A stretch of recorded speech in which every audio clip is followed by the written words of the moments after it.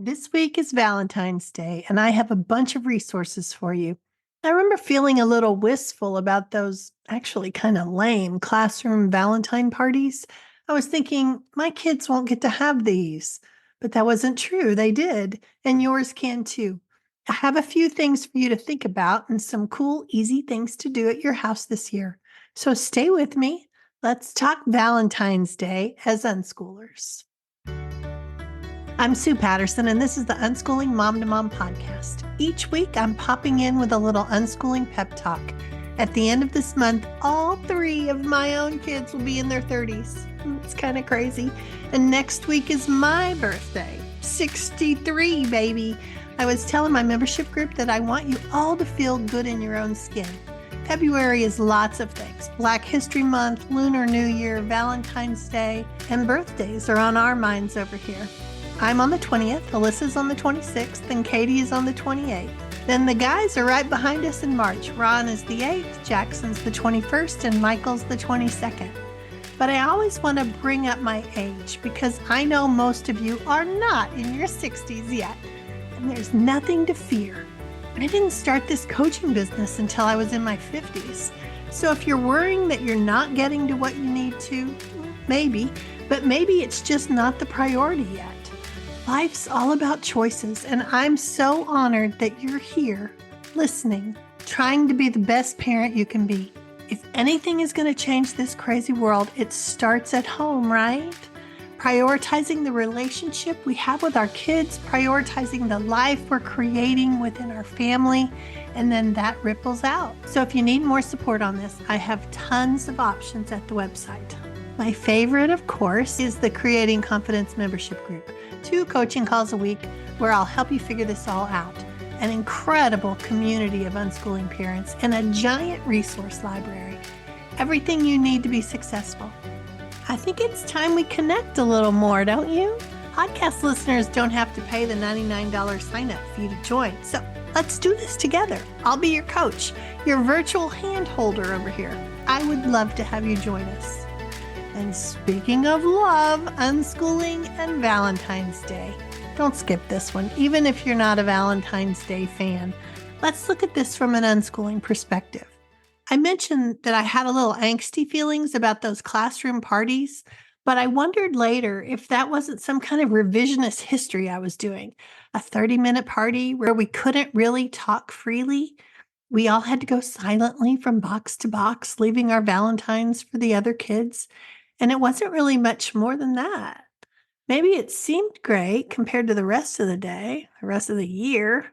The bar was kind of low. So when we brought the kids home, I wanted to make sure they had this rose-colored glasses version of parties like that. You can always invite a few friends over and make Valentine treats. Maybe make Valentines right there. Do some fun activities, wear red, hang hearts, whatever your kids want to do. I mention it because as lame as those classroom parties were, your kids, if they've never been before, don't know that. And as time goes on, they hear the glamorized version of how great those homeroom parties are. They're not really missing out, but they don't know that. If you've created something to celebrate these Hallmark holidays, then the kids won't feel they've missed anything. In fact, you can easily provide something even better. And if it's too late to invite people over, you can drive around dropping off Valentines at your friends' houses. Hey, how about pink shoe polish on the car saying Valentine delivery service or something like that and spend the morning doing it? I love that idea. I have a ton of activity ideas over at the blog post, so be sure to hop over there. I'll put the link in the notes. You can start celebrating before Valentine's Day comes, or even after if you're listening to this later. Use the ideas to make life special for your kids. The goal is to feel loved and prioritized. So I have 10 different activities for you to choose from. Do them all, do one, whatever works for you. The first one, my favorite, is something you may have seen on social media. And it's easy, thoughtful, a totally unschooling aligned activity. Cut out little hearts and write what you love about your child on each heart, then hang them on the bathroom mirror or their door. Everyone wants their strengths to be recognized, so take a minute to do that. Second thing, pink sprinkled donuts are always a hit. Strawberries, better if dipped in chocolate. And now there's that really cool product. Have you seen it at the grocery store where you can microwave the chocolate? Perfect consistency for dipping. I think we'll do that this year, but always an excuse for donuts. So, when you think about activities to do, how about a pink volcano? I have some fun links to science experiments you and your kids can try for Valentine's Day. Slime, dissolving candy hearts, potions, secret codes. I have links for you. And an entire Pinterest board, too, if you want to poke around and find something your kids will love. What if you want to do a Valentine's Day party? Then you're going to need party food. Again, Pinterest is your friend. I know lots of us used it years ago and the sparkle faded, but it's still there, going strong. And I have all kinds of ideas for you. Fruit kebabs, you could make an entire charcuterie board for Valentine's Day food. Cookies, fruit, chocolate, all your kids' favorites.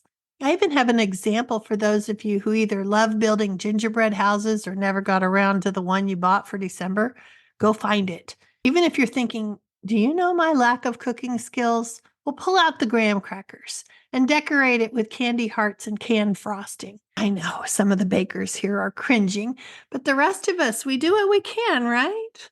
Doing STEM activities are all the rage. Get some pink heart marshmallows. The grocery stores may have them now, and build like Tinker Toys with toothpicks. Or you can grab those multicolored marshmallow bags and use the pink ones. Speaking of marshmallows, Rice Krispie treats were our go-to party food. You can color the marshmallows pink with red food dye or just sprinkle the top with red, pink, white, glittery sprinkles. Those are always a hit. Knock-knock jokes were huge when my kids were growing up, and my grandson is continuing the tradition. I have a few at the website, and you can Google Valentine knock-knock jokes for kids. Write them out and leave them in different places. Or riddles, see if the kids can figure them out. Or text them to the bigger kids. Speaking of texting the bigger kids, I have a ton of funny memes you could send them throughout the day. Yes, they'll probably roll their eyes at you, but they'll like it too. And maybe even forward them over to their friends. You could send them one every hour on the hour, or send the photo and say, I'll be back in an hour with another. Mwahaha. How about love languages? Have you talked to the kids about what theirs are? Or the love language for all your family members? That can be really eye-opening. I have a link for the quiz that you can do with them to help them figure out what their love language is. For some kids, our more macabre crowd, you can share the true history of Valentine's Day. It's pretty dark. They might really like it. I have some video links at the webpage too. I should look to see if there are podcasts about it too. I'll bet there are. And if you find any additional resources in your quest to unschool your way through Valentine's Day, be sure to send them to me, either at the podcast platform comment area or over in the comments at the blog. Because here's the thing, unschooling is about connecting with our kids. It's going to give you insight into what they need from you.